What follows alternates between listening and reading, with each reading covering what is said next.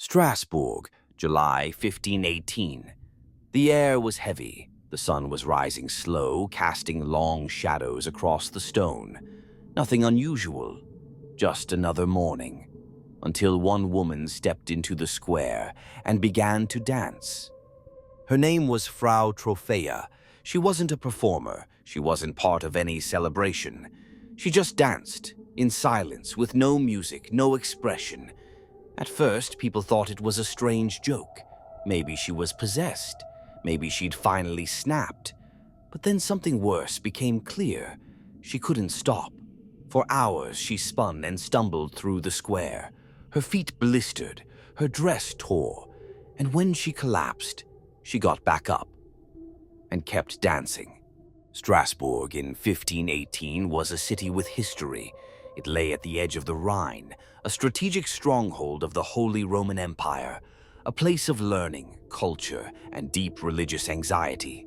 Famines had swept through in recent years. Disease followed in their shadow. Smallpox, syphilis, and worse.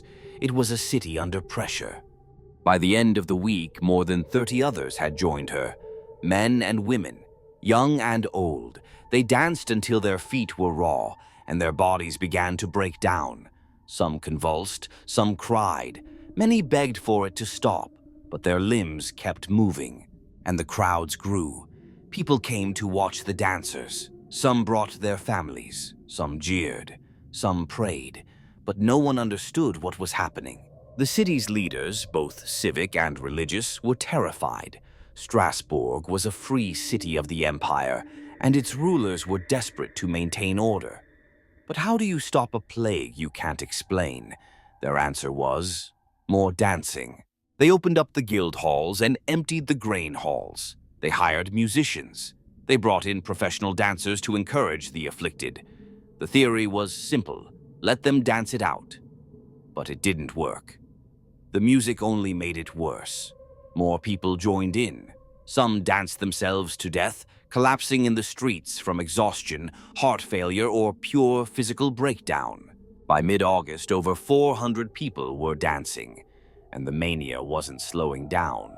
Authorities tried everything: bloodletting, prayer, penitence, but nothing seemed to stop it. And so they turned to Saint Vitus. Vitus was the patron saint of dancers, epileptics, and those afflicted by madness. The people believed that failing to honor him properly could bring on curses of uncontrollable movement. So the leaders sent the afflicted to a shrine dedicated to him, hoping for divine intervention. In early September, just as suddenly as it began, the dancing stopped.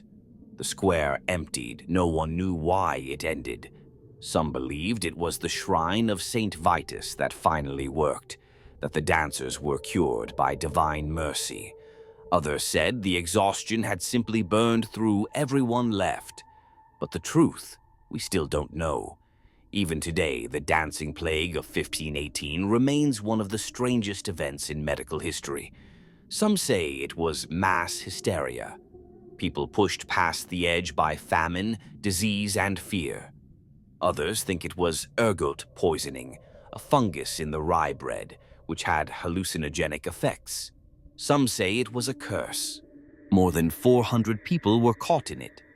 City records didn't track exact death tolls, but the event overwhelmed Strasbourg's leadership. It disrupted daily life, and it drained resources. The plague lasted nearly 2 months. This wasn't some remote village. Strasbourg was a major city in the Holy Roman Empire, full of educated people, doctors, clergy, and civic leaders. And none of them could explain what was happening. To this day, experts still debate the cause.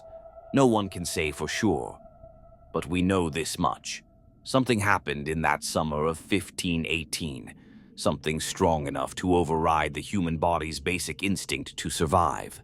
If you've made it this far, thank you for watching. What do you think happened in Strasbourg that summer? Leave your thoughts in the comments. I'd love to hear what you think. Make sure to like the video if you enjoyed it and subscribe if you want more stories like this. I've got a lot more strange, dark history coming your way very soon.